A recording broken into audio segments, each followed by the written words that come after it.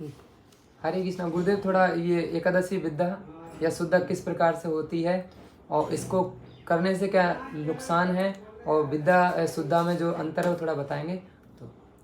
ये धर्मांगद एवं रुक्मांगद के उपाख्यान में कहा गया है, राजा रुक्मांगद अपने समय में सबके एकादशी करवाते।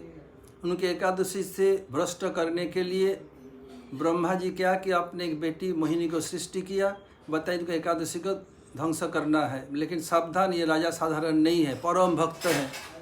मोहिनी का वो नाम क्या है? रुक्मांगद दास। बोले काल से मोहिनी दास हो जाएगा। बोले बेटी सावधान, इतना आसान नहीं है। उनको पतित करने के लिए मोहिनी भरसक कोशिश किया लेकिन नहीं कर सके। राजा ने बताया मैं तुम्हें शादी किया, मत सोचो मैं स्त्रैण हूँ और तुम्हारे रूप से मोहित होकर किया। नहीं, तुम अकेली घूम रही थी, तुम्हारे प्रतिरक्षा के लिए मैं तुम्हें अंगीकार किया पत्नी के रूप में। मैं सब कुछ त्याग कर सकता हूँ, प्राण तक त्याग कर सकता, लेकिन एकादशी त्याग नहीं कर सकता।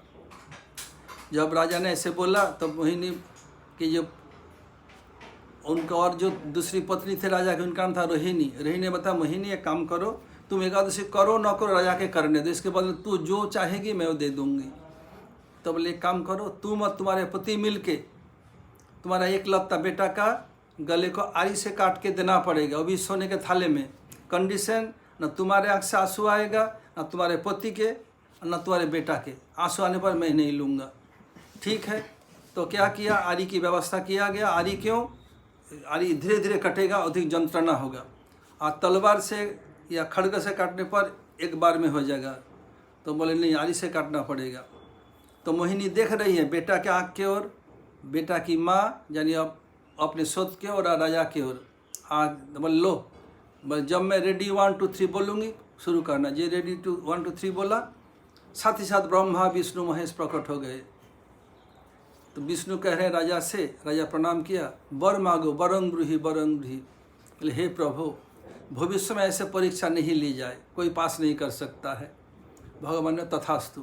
और रोहिणी को और रुक्मांगद को भगवान क्या किया, अपने हाथ से उनके बेटा धर्मांगद का राज्य पद में अभिषेक करके उन दोनों के लिए वैकुंठ चले गए।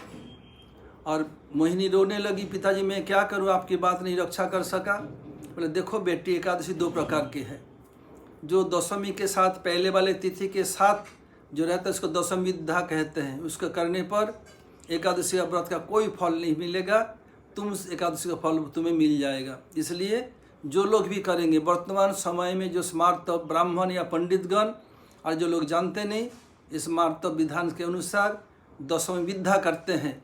इसलिए क्या होता है, उनको भक्ति नहीं मिलती। और वैष्णवगण ये क्या करते हैं, दशमी हो न हो, माने एकादशी हो न हो, दूसरे दिन यदि एकादशी बिल्कुल भी ना रहे, क्योंकि पहले दिन दशमी विद्या था इसलिए उसको छोड़ के दूसरे दिन करने पर भक्ति होती। ये समस्त वैष्णव आचार्य ने ये बताया हरिभक्ति विलास में, और समस्त ग्रंथ में इसके लिए विशेष रूप में वर्णन है। इसलिए हमें दशमी विद्या न करके एकादशी पूर्ण शुद्ध एकादशी करना चाहिए।